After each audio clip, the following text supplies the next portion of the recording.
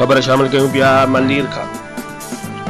ईद जे ॿिए ॾींहुं खोखरा पार में 6 महीना अॻु परिणियल 18 वरनि जी नारी मुड़िस हथां बेदबीअ सां क़तल। ईद ते माइटनि जे घर आयल ज़ैनब खे ईद जे ॿिए ॾींहं ते संदसि मुड़िस तशद्दुद बैदि क़तल करे वाक़े खे ख़ुदकुशी जो रंग ॾियण लाइ पखे में टंगे फरार थी वियो। उन सिलसिले में सहाफ़ियुनि सां ॻाल्हाईंदे ज़ैनब जी माउ शाहिदा ॿुधायो त 6 महीना अॻु ज़ैनब जी शादी पंहिंजे ॾेर जे पुट अब्बास वलद अब्दुल मजीद सां कराई हुई, जंहिंखे रमज़ान मुबारक जे 22 रोज़े ते ईद लाइ पंहिंजे घर खोखरा पार वठी आयासीं। ईद जे ॿिए ॾींहुं अब्बास पंहिंजे पीउ अब्दुल मजीद ऐं माउ फातिमा समेत असां वटि ईद जी दावत ते आया।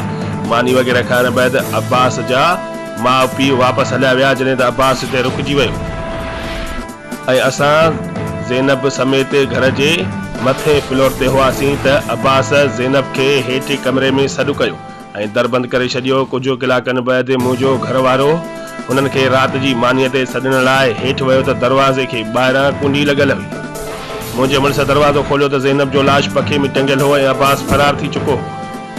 हुन जो त अब्बास मुंहिंजी धीउ खे बेदबीअ सां क़तल कयो आहे, जॾहिं त वाक़े जो मक़तूल जे माउ जी मुद्दत में मलीर सिटी थाणे ते 4 ॾींहं बैदि केस दाख़िल कयो वियो। रिपोर्ट करण मुश्ताक अबुल बेनी।